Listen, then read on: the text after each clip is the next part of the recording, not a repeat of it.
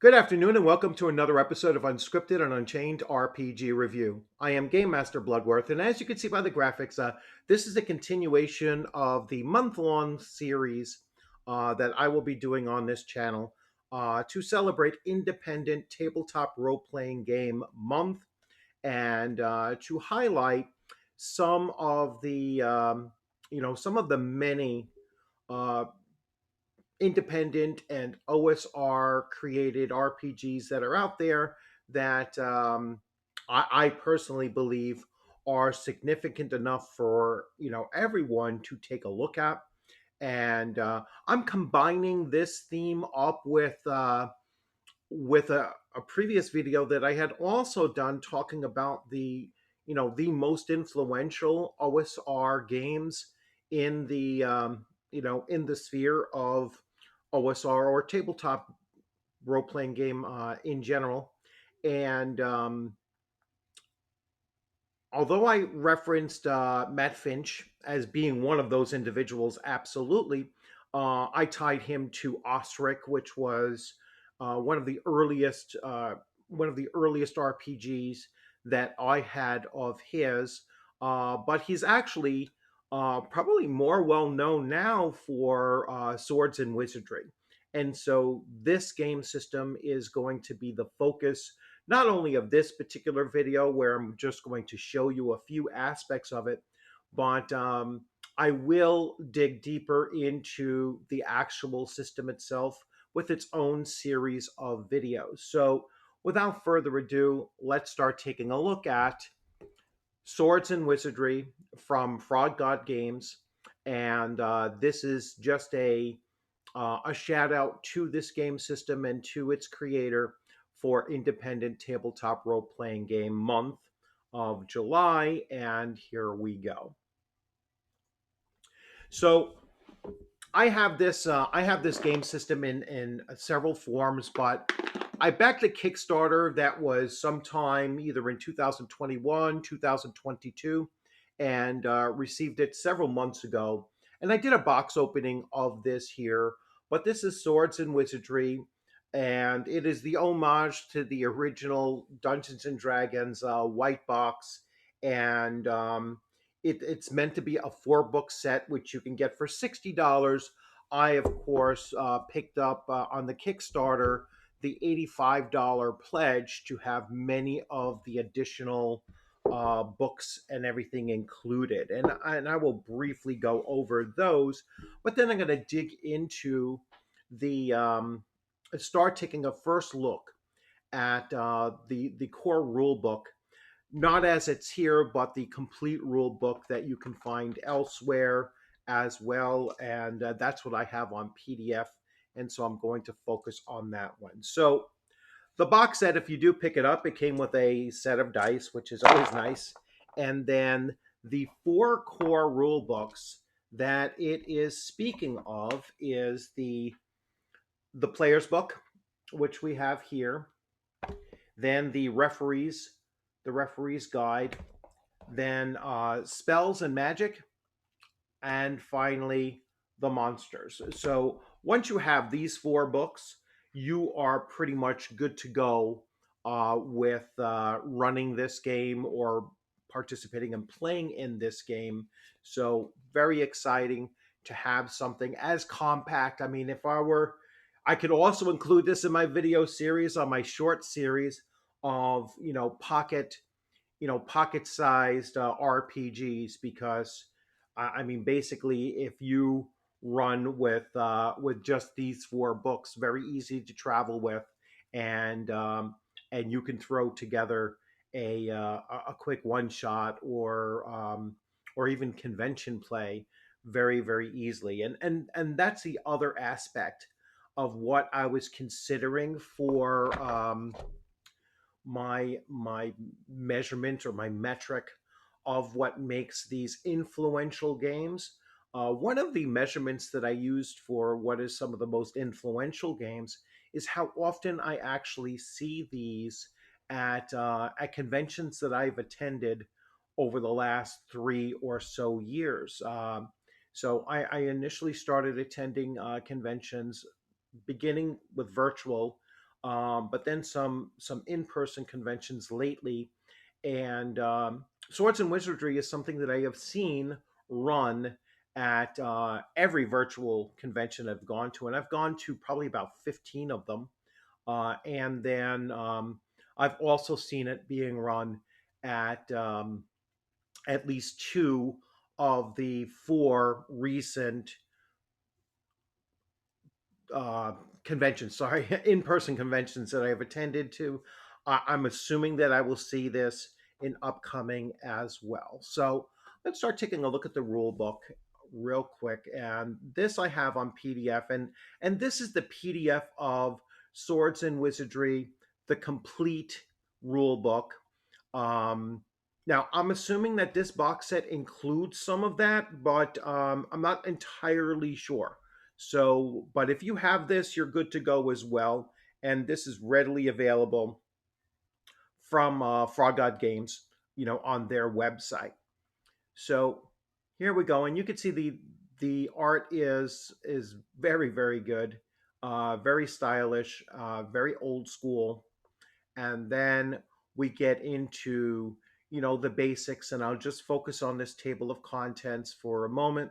Now, as I said, I am going to do a much fuller series of videos on this game system, but it is definitely one of the game systems, like if you're an OSR game master, or you're a player, and want to focus on either first playing in OSR games, or first running OSR games, this game system is certainly, I would say, a must buy. So you need to have this in your collection. Now, when I'm looking through these things, I look for things that kind of stand out and make it a little bit different. And it was once I got to the initiative system, I noticed, I was like, hey, you know what? That's something that I would certainly focus on when talking about this. So let me get to where that begins. So special combat rules. We want to just find and I should have freaking marked this off. Um, Initiative and combat order. So page 36. So let's jump right to that. Now, I don't know if this is something that has been around, and I just hadn't noticed it anywhere else. So it might have been here first, or I just haven't picked up on this being found elsewhere. But the key here is that the initiative and order of battle roll that's done is that initiative uses a d6, not a d10 or a d20 or anything like that. And initiative is based on side initiatives. So, you're not having individual character initiative, which is another thing that I kind of like by just doing side initiative, unless I really want a very granular combat situation where I really want to see who is going when. And there's a variety of ways that you can do this as well. I like the initiative system that Shadow Dark is using, for example, where everybody rolls, and then whoever rolls highest, that becomes the first person, and then it goes clockwise from there, and everyone will then get their actions. And so the game master could actually be in the middle of the mix of initiative rolls going that way as well. But what I liked about this was the declaration of spells before the initiative roll. So any player whose character is going to cast a spell must say before the initiative roll. The referee makes a similar determination for the opponents. The casting of any spell starts at the beginning of the combat round. Thus, if the enemy wins initiative roll and damages the spellcaster may be disrupted, and the spell is lost. And that's something that, to be honest with you, I don't recall seeing elsewhere. Perhaps this is the earliest instance of it. I'd have to kind of dig around and double check to see where that began. So if you're familiar with where this began, and perhaps it is something unique about swords and wizardry, then please let me know. So anyway, and then you roll the initiative at the beginning. You're not applying initiative bonus from dexterity, which is another thing that I kind of like.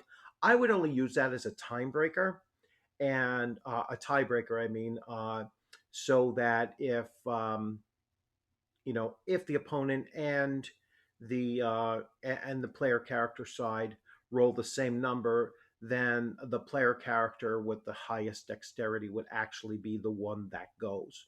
Um, that goes first, and so and then it goes back to um, reverting to side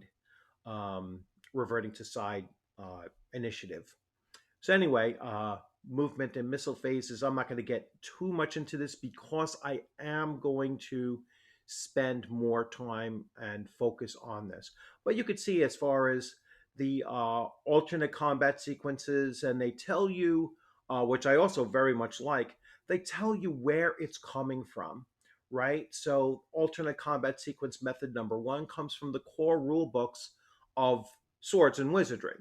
All right, here, two is coming from the Holmes Blue Box set.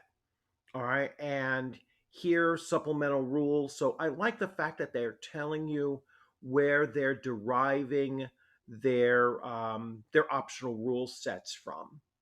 Uh, Here we have attack tables, and it's ascending armor class as far as this is concerned, which is an element of more modern RPGs, is to have ascending armor class, and and that's what makes it OSR.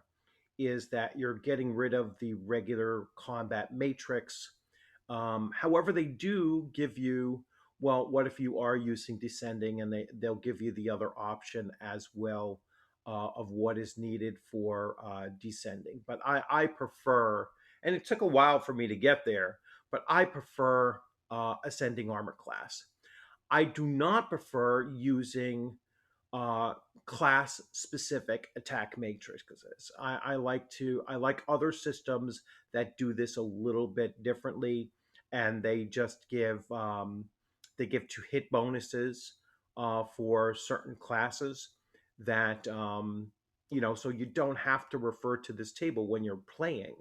Um, you just know what the target number is and what they need to roll, and that's all. So I like that system much better.